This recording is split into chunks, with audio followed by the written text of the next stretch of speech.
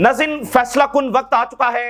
अगले कुछ ही घंटों के अंदर या कुछ ही मिनटों के अंदर जो है ईरान एक डिसाइसिव रिस्पांस है वो इसराइल को करने जा रहा है। ताज़ा तरीन रिपोर्ट्स के मुताबिक ईरान अगले घंटे या एक दो घंटों के अंदर या 20 मिनट या आधे घंटे के बाद जो है वो इसराइल के ऊपर बड़ा अटैक करने जा रहा है। ये मीडिया रिपोर्ट्स अभी तक बता रही हैं। हो सकता है कि हमला डिले भी हो जाए, हो सकता है इसी रिपोर्ट के मुताबिक हो जाए, लेकिन बताया जा रहा है कि एक टेरिफाइंग रिस्पांस है वो ईरान की तरफ से इसराइल को देने जा रहा है वो, क्योंकि यही ईरान के पास सिर्फ और सिर्फ रास्ता है। और आप देखिए कि ईरान और उधर इसराइल दोनों तरफ से इस जंग की तैयारी जो है वो की गई है कई दहाइयों तक। ईरान में जब इस्लामिक रेवोल्यूशन आया तो ईरान को भी पता था कि आखिरकार उसको एक ना एक दिन जो है वो इसराइल के साथ टकराना है, और ये शुरू के सालों के अंदर ही ईरान को वाज़ेह हो गया था कि अल्टीमेटली एक ना एक दिन उसको अमेरिका और इसराइल के साथ टकराना है। और इसराइल खुलकर कहना शुरू हो गया था कि उसका जो सबसे बड़ा दुश्मन है वो ईरान है, और नेतन्याहू जो है वो 80s से ये बात कर रहा है कि उसका सबसे बड़ा ड्रीम जो है वो ईरान वॉर है। और इन तमाम दहाइयों के अंदर नाज़रीन बहुत बार ऐसे मौके आए कि अमेरिका ईरान के ऊपर हमला करने जा रहा था। यानी 2015 के अंदर भी ओबामा जो है वो ईरान के ऊपर अटैक करने जा रहा था, फिर लेकिन मामला न्यूक्लियर डील की तरफ चला गया। फिर जब इराक के ऊपर अटैक हुआ है उस वक्त भी ईरान के ऊपर हमला करने के बारे में सोचा गया। अफगानिस्तान के ऊपर जब अटैक हुआ उस वक्त भी सोचा गया, लेकिन हर टाइम कुछ ना कुछ ऐसा था कि अमेरिका ईरान पर अटैक नहीं कर सका। मिसाल के तौर पे कभी ये इशू आ गया कि हमारी फोर्सेज जो हैं वो इराक में भी हैं, अफगानिस्तान में भी हैं, बाकी जगहों पर भी हैं, तो हम ऑलरेडी बहुत ज्यादा हमारी फोर्सेज इंगेज है, तो हम ईरान जंग की फिलहाल पोजीशन के अंदर नहीं है। तो अमेरिका हमेशा से ईरान को डिस्ट्रॉय करना चाहता था, हमेशा से सबड्यू करना चाहता था, और सैंक्शन उसकी सबसे बड़ी मिसाल है। ईरान इन तमाम सालों के अंदर इस जंग की जो है वो तैयारी करता रहा है, और उन्होंने अपनी मिलिट्री कैपेबिलिटीज डेवलप की, उन्होंने बताया कि वो क्या सलाहियत रखते हैं। तो आज उन्होंने वो अपनी सलाहियत दिखानी भी है और इस सब का जो है वो सामना भी करना है। दूसरी तरफ नाज़रीन, इस बात का पूरा खतरा मौजूद है कि इसराइल जो है वो ईरान के ऊपर न्यूक्लियर अटैक करेगा। यानी अब देखिए ना कि ईरान की जंग हो चुकी है, उसका आगाज हो चुका है। अब से पीछे चले जाएं तो जब हम ईरान की बात करते भी थे तो बहुत सारी मतलब ये नहीं लगता था कि भाई ईरान की जंग होगी। बहुत सारे लोग ये समझते थे कि भाई ठीक है, लेकिन ईरान की जंग नहीं होगी, इसके ये कॉन्सिक्वेंसेस हैं, ये कॉन्सिक्वेंस। लेकिन आप देखिए ईरान की जंग शुरू हो चुकी है। तो अब कोई कहे कि अगर न्यूक्लियर इस्तेमाल नहीं होगा तो ये भी एक गफलत होगी, ठीक है। और सबसे बड़ा खतरा यह है कि इसराइल की जानिब से ईरान के ऊपर न्यूक्लियर भी इस्तेमाल किया जा सकता है। यानी ईरान जो अटैक करने जा रहा है इसराइल के ऊपर, तो उसके जवाब के अंदर इसराइल जो है वो ईरान के ऊपर न्यूक्लियर भी इस्तेमाल कर सकता है, क्योंकि वो जो है वो सेल्फ डिफेंस में सारा काम करता है, तो कहेगा कि हमें खतरा था और हमने जब वो न्यूक्लियर जब इस्तेमाल किया है। दूसरी बात यह है कि जो रीजन का मुस्तकबिल है वो ईरान के रिस्पांस के ऊपर खड़ा हुआ है। यानी कि अगर ईरान सही तरह से रिस्पांस दे सका तो अमेरिका रीजन से उसको निकलना पड़ेगा, अमेरिका के लिए फिर यहां पर कुछ नहीं बचेगा, अमेरिका को निकलना पड़ेगा, और इसराइल भी मुकम्मल तौर पर अपने अंजाम को पहुंचेगा। लेकिन अगर वो ये जवाब नहीं दे सका जो वो देने जा रहा है, और जवाब देगा लेकिन अगर वो इंपैक्ट क्रिएट नहीं कर सका, वो डिस्ट्रक्टिव जो रिस्पांस है वो नहीं दे सका, तो फिर ईरान का कोई सर्वाइवल नहीं है। और आप देखिए कि ग्रेट नेशन ईरानियंस, और कभी वो कॉलोनाइज नहीं हुए एक सिविलाइजेशन है, तो फिर इसको कई हिस्सों के अंदर जब तकसीम कर दिया जाएगा। और एक तो बड़े पेनफुल ये लम्हात है ओवरऑल पूरी दुनिया के लिए और रीजन के लिए और इस्लामी दुनिया के लिए, क्योंकि इससे पहले कितने मुल्कों के अंदर कितनी जनरेशंस हैं जो तबाह हुई हैं, और वो सब जंग नहीं चाहते थे। ना इराकीज चाहते थे, ना सीरियंस चाहते थे, ना यमनीज चाहते थे, ना लिबियंस चाहते थे। लिबिया की जो स्टेट है वो तो एक मॉडल स्टेट समझी जाती थी, एजुकेशन के हवाले से वेलफेयर स्टेट थी वो, तो कोई भी जंग इनमें से नहीं चाहता था, ना अफगानिस्तान चाहते थे। और आपको याद है जब अफगानिस्तान के ऊपर हमला होने जा रहा था तो वो बार बार अमेरिका से मतलब वो चीज़ों को मानने के लिए तैयार थे। इसी तरह इराक का भी यही मामला था, लेकिन बहरहाल एक पूरे बयानिए के साथ जब वो हमला किया गया, इराक को कहा गया कि यहां पर वेपन ऑफ मैस डिस्ट्रक्शन है जो आज तक नहीं मिले, और लिबिया पर इसके बावजूद हमला कर दिया गया कि उसने अपना न्यूक्लियर प्रोग्राम भी खत्म कर दिया। तो यहां पर बयानिया तो यही बनाया जा रहा है कि ईरान देखे उसने न्यूक्लियर प्रोग्राम खत्म नहीं किया, तो लिबिया ने तो कर दिया था। तो असल जो चीज है कि देखिए इसराइल ने और अमेरिका ने अपनी डोमिनेंस इस रीजन के ऊपर दोबारा से रिस्टोर करनी है, ठीक है ना, या फिर ईरान ने अमेरिका को यहां से निकालना है और इसराइल को अपने अंजाम तक पहुंचाना है। तो इसलिए इसराइल का यह हमला भी हमारे सामने था। हम तो इस बात को समझ रहे थे कि यह हमला होगा, क्योंकि इसराइल का जो सर्वाइवल है वो डोमिनेंस के ऊपर है, हेजेमनी के ऊपर है। अगर वो अपनी हेजेमनी बरकरार नहीं रख सकता तो वो वैसे ही खत्म हो जाएगा। तो ईरान ही है जो अल्टीमेटली उन तमाम जंगों का बदला ले सकता है, जो फलस्तीनियों के ऊपर जुल्म हो रहा है उसका बदला ले सकता है, एक ऐसा अटैक करके जो इजराइल को जब वो सबक सिखा दे। और नेतन्याहू ने कहा है कि हमने ये हमला किया है अपने अरब एलाय जो हैं, जो अपने अरब नेबर्स हैं, उनको ईरान से बचाने के लिए, न्यूक्लियर थ्रेट से बचाने के लिए। तो बहरहाल आप देखिए कि इस दुनिया में जब सच इतना वाज़ेह भी है, लेकिन कैसे प्रोपेगेंडा जब वो तय दर तय किया जाता है। नेतन्याहू कह रहा है कि हमने अरबों को बचाने के लिए ये ईरान के ऊपर जब हमला किया है। और अमेरिका ने वाज़ेह तौर पर कहा है कि अब ईरान के अंदर रिजीम चेंज किया जाएगा। अच्छा, रिजीम चेंज जो है ये अमेरिका हमेशा से करना चाहता था, लेकिन अब और माजी में फर्क क्या है कि पहली बार regime change through military force इस्तेमाल किया जा रहा है। यानी कि जो इराक में रिजीम चेंज हुआ वो भी थ्रू मिलिट्री फोर्स ही था। सद्दाम हुसैन को असैसिनेट किया गया, फांसी के ऊपर असैसिनेशन ही थी और सारी जंग छेड़ी गई। तो ईरान की रिजीम की बहुत सारी कोशिशें होती रही हैं, यानी सैंक्शन भी एक रिजीम चेंज की एफर्ट थी, सोशल अनरेस्ट भी रिजीम चेंज की एफर्ट थी, और ये 20-25 सालों तक ये होती रही हैं, मुसलसल होती रही हैं। ये थ्रू मिलिट्री फोर्स है कि ईरान को डिस्ट्रॉय कर दिया जाएगा। उनकी आप देखें मिलिट्री लीडरशिप को उन्होंने असैसिनेट कर दिया है। और अभी खबर ये भी है, खदशा ये भी है कि ईरान के रिस्पांस के बाद जो ईरान की पॉलिटिकल लीडरशिप है उसको भी असैसिनेट किया जा सकता है। तो यहां पर जो है वो ईरान की रिजीम चेंज है वो अमेरिका ने वाज़ेह कर दिया है कि ये इसका मकसद है। और चूंकि इसराइल ने हमलों में उनके मुताबिक बड़ी कामयाबी हासिल कर ली है, तो अब हमले मजीद जारी भी हैं, मजीद होते भी रहेंगे, और मुकम्मल तौर पर ईरान के अंदर रिजीम चेंज। तो आप देखिए इस खित्ते के अंदर कितनी बड़ी तब्दीली जो है वो यहां पर आ रही है, और ये दिन बहुत अहम है और एक फैसला कुन है कि आगे दुनिया किस डायरेक्शन में चलेगी। या तो इजराइल की दोबारा से हेजेमनी पूरे मिडिल ईस्ट पर रिस्टोर हो जाएगी और इजराइल एक ग्रेटर इजराइल के अंदर कन्वर्ट हो जाएगा, या फिर दूसरा जो अंजाम है वो देखना है अमेरिका को और इजराइल को। ट्रंप ने पूरी एरोगेंस के साथ एक और बयान जारी किया है और उसने कहा है कि मैंने 2 महीनों का टाइम ईरान को दिया था, 60 डेज मुकम्मल हो गए, आज 61st डे है और आज हमने ईरान के ऊपर हमला कर दिया। यानी ये पीस थ्रू स्ट्रेंथ ट्रंप साहब बता रहे हैं कि देखो मैं जो बात करता हूं, अगर कोई उसके ऊपर अमल नहीं करेगा तो उसको फिर क्या सजा हम देंगे।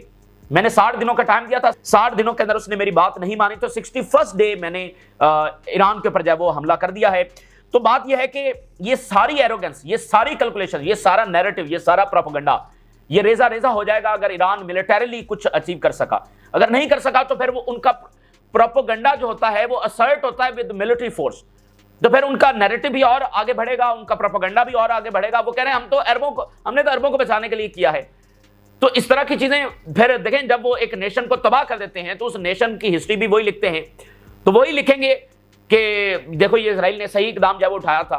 तो बहरहाल ये सारी चीजें वो मिलिट्री रिस्पॉन्स है। अगर मिलिटरीली ईरान कुछ अचीव कर सका तो ये इनका सारी बातें, ये सब कुछ बदल जाएगा, ये सारा नैरेटिव भी बदल जाएगा, ये सारा प्रोपेगेंडा भी यहां पर जब तबाह हो जाएगा।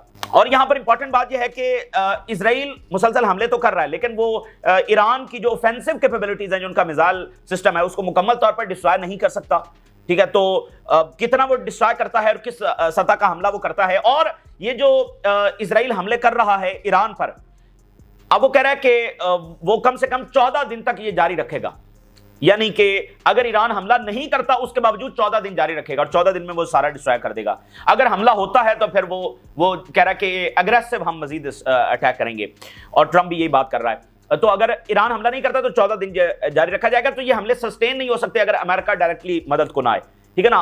और सवाल ये भी है कि क्या जो ईरान का न्यूक्लियर प्रोग्राम है क्या वो मुकम्मल डिस्ट्रॉय हो चुका है? ये सबसे बड़ा सवाल है, क्या मुकम्मल ईरान का न्यूक्लियर प्रोग्राम डिस्ट्रॉय हो चुका है? क्योंकि ईरान ने कहा है कि वो अपनी न्यूक्लियर एक्टिविटीज जारी रखेंगे। तो ये एक बड़ा सवाल है, क्योंकि अगर न्यूक्लियर प्रोग्राम मुकम्मल डिस्ट्रॉय नहीं हुआ, अगर उनकी कुछ ऐसी अनडिक्लेयर्ड साइट्स हैं जो इजराइल को नहीं पता और असल काम वहां पर हो रहा है, देन फिर वो तेजी के साथ न्यूक्लियर बॉम्ब जो है वो बना सकते हैं। और उनके पास पूरी लेजिटिमेसी है, अब उन पर हमला हो चुका है। और हिजबुल्लाह क्या अटैक करेगी या नहीं करेगी, ये बड़ा फैसला कुन होगा, क्योंकि अगर इधर से ईरान अटैक करता है, उधर से हिजबुल्लाह करती है और इधर से ईरान करता है, तो उनका जो एयर डिफेंस है वो ओवरवेल्म हो जाएगा। और उसके बाद फिर जो ईरानी मिसाइल हैं वो पेनिट्रेट करते हुए आगे जाकर हिट कर सकेंगे और बड़ी तबाही इजराइल के अंदर ला सकेंगे। तो हिजबुल्लाह का किरदार बड़ा अहम होने जा रहा है। हिजबुल्लाह के ड्रोन्स, हिजबुल्लाह के मिसाइल, और चूंकि वो बॉर्डर्स के ऊपर बैठे हुए हैं, और फिर इराक की जो वहां पर तंजीमें उन्होंने भी कहा कि हम अटैक करेंगे।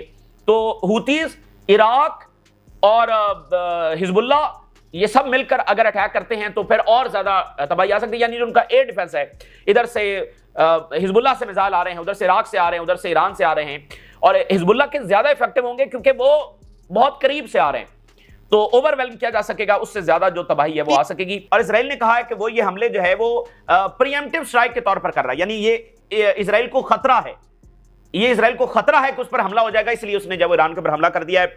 ऐसे कर करके उसने कई मुल्कों के ऊपर ऑलरेडी हमला किया, यानी इराक और शाम और ये सारे हमले भी ये इनकी प्रीएम्प्टिव स्ट्राइक ही थी। जो इराक का न्यूक्लियर प्रोग्राम तबाह हुआ, सीरिया का हुआ, फिर वहां पर बाकायदा जब जंगें छेड़ी गई तो न्यूक्लियर का भी खतरा मौजूद है। देखें, पहला जो न्यूक्लियर है दुनिया पर वो अमेरिका ने इस्तेमाल किया, गिरा दिया अमेरिकन, तो आज तक कोई अमेरिका को पूछ तो नहीं सका, ठीक है ना।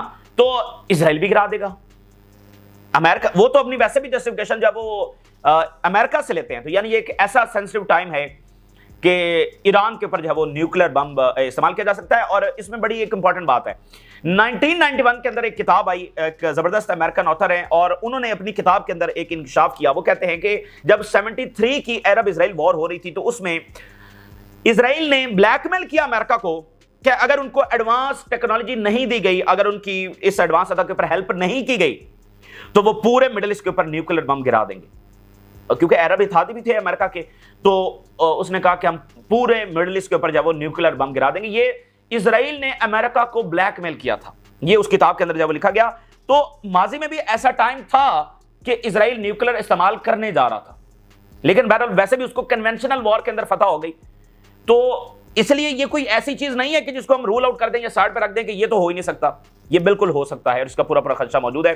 तो पहले इजराइल के हमलों की चौथी लहर है जो बताई जा रही है और कैपिटल के ऊपर अटैक हुआ है। यानी देखें, इजराइल को तो खुला मैदान मिल गया ना, वो तो पूरी तरह से हर मिनट चाहेगा कि वो मुकम्मल तौर पर डिस्ट्रॉय कर दे, क्योंकि उसने ज्यादा से ज्यादा ईरान को डैमेज करना है ताकि उसकी ऑफेंसिव कैपेबिलिटी जब तबाह हो सके। और अब हमला हो चुका है, अब कोई बात नहीं है कि मतलब उनको खुला मैदान मिल गया है और वो पूरी अमेरिकी बैकिंग के साथ जब वो हमला कर रहे हैं तो वो वक्फा क्यों देंगे, वो बस हमले करते चले जा रहे हैं।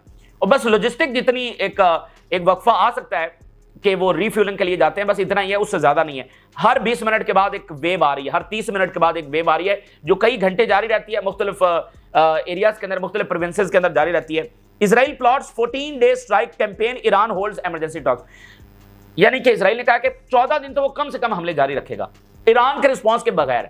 रिस्पांस आएगा तो फिर वो मामला कहीं और, यानी वो सालों की जंग के अंदर भी फिर जा सकता है मामला, लेकिन उसके बगैर वो 14 दिन जिसमें इनकी मिलिट्री लीडरशिप को असैसिनेट कर दिया जाएगा, पॉलिटिकल लीडरशिप को भी असैसिनेट किया जा सकता है, तमाम बेसेस को, तमाम मिसाइल, सब कुछ तबाह कर दिया जाएगा।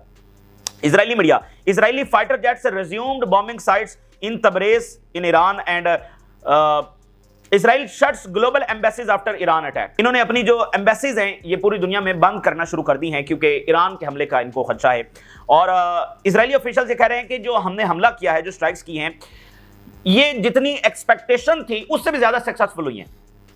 तो यही बात है कि इजराइल के साथ तो फिर मजीद आएंगे ना, अमेरिका और सपोर्ट करेगा, बाकी सारे और सपोर्ट करेंगे, ठीक है, कि आगे से तो ईरान कुछ कर ही नहीं सकता। तो इजराइल कह रहा है कि हम एक्सपेक्टेशन से भी ज्यादा। और नेतन्याहू की जो 2-3 स्टेटमेंट्स आई हैं और इससे आप अंदाजा लगा सकते हैं कि किन ताकतों के साथ इस वक्त सामना किया जा रहा है। We struck the head of the Iranian nuclear programme in defence of Israel and our Arab neighbours. अरबों को बचाने के लिए और इजराइल के डिफेंस में हमने ईरान के ऊपर हमला किया है। The goal is now to address Iran missile production capacity first.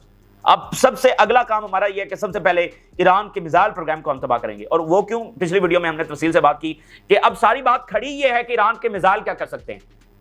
अगर वो कोई कमाल दिखा सकते हैं तो बस वही है, अगर उसके अलावा कुछ चीजें, तो इसलिए इजराइल जब वो चाहता है कि ईरान के मिसाइल प्रोग्राम को जितना ज्यादा डैमेज कर सके ताकि ईरान कोई खातिर खा बड़ा हमला ना कर सके।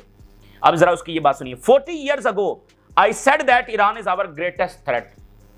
कितने साल लगे, ये कोई आम दिन नहीं है जिससे हम गुजर रहे हैं।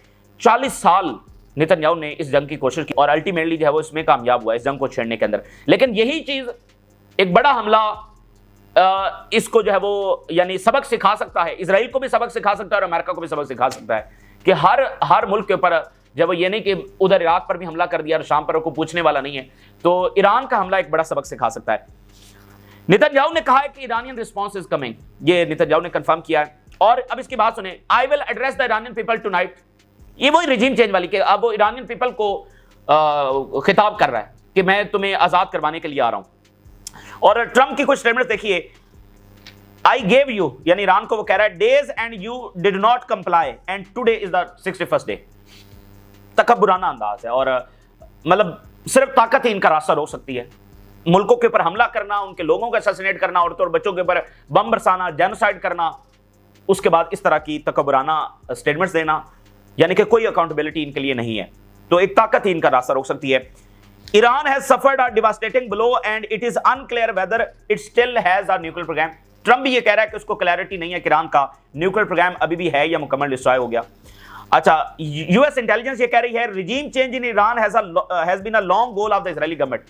अब मिलिटरीली जो ईरान का रिजीम चेंज है वो करने जा रहे हैं, अगर इसके अंदर ईरान जो है वो हार जाता है। Israeli attack raises the possibility of regime change in Iran. ठीक है, तो ये बात हो गई, यानी वो ईरानी कौम के ऊपर हमलावर हो चुके हैं, ईरान को वो कई हिस्सों में तकसीम कर देंगे, कोई ईरान को बचाने वाला नहीं है, सिर्फ और सिर्फ उनकी अपनी ताकत। मतलब मिडिल ईस्ट में बाकी किसी के पास सलाहियत नहीं है, ताकत नहीं है, और बाकी उनके पास एक इंटरनेशनल लेजिटिमेसी है, वेस्ट उनके साथ खड़ा है। तो रॉयटर क्या रिपोर्ट कर रहा है? रॉयटर ये कह रहा है कि बहुत बड़ा रिस्पांस ईरान देने जा रहा है अगले कुछ टाइम के अंदर। Iran is preparing for a large and terrifying attack on Israel. ये रॉयटर की खबर आ रही है। Reuter now predicts a massive Iranian response with in hours. ये किसी भी लम्हे हो सकता है इस वीडियो के दरमियान हो जाए, हो सकता है अगले 1 घंटे के बाद हो जाए, हो सकता है कि अगले 24 घंटे ना हो। ईरान इमीडिएटली रिस्पॉन्ड करना चाहता है, लेकिन उनको लीडरशिप का इशू आ रहा था, लेकिन वो ज्यादा इंतजार भी नहीं कर सकते। लेकिन रॉयटर ये कह रहा है कि अगले चंद घंटों के अंदर विद इन और 2 जो है वो हमला होने जा रहा है। मैसिव और टेरिफाइंग रिस्पॉन्स होगा। और एक एनालिसिस देखिए, what does it mean for Israel to close all its embassies and for millions of settlers to live in train tunnels and bomb shelters? What are the expected scenarios? ये सारा इस वक्त नजरें लगी हुई हैं। देखिए, अगर ईरान जो है वो उसका सारा न्यूक्लियर प्रोग्राम, उसका सारा मिसाइल प्रोग्राम तो तबाह होने वाला नहीं है, तो वो एक अटैक तो करेगा। और देखिए, अगर अमेरिका ऑन ग्राउंड आता है, फिलहाल तो ये फिजाई जंग है ना, तो उनके जहाज आ रहे हैं, अगर इनके मिसाइल कोई कमाल दिखा सकते हैं तो उसके बाद वो क्या करेंगे? ऑन ग्राउंड भेजेंगे। तो ऑन ग्राउंड में तो ईरान को ज्यादा बढ़तरी जो है वो हासिल होगी।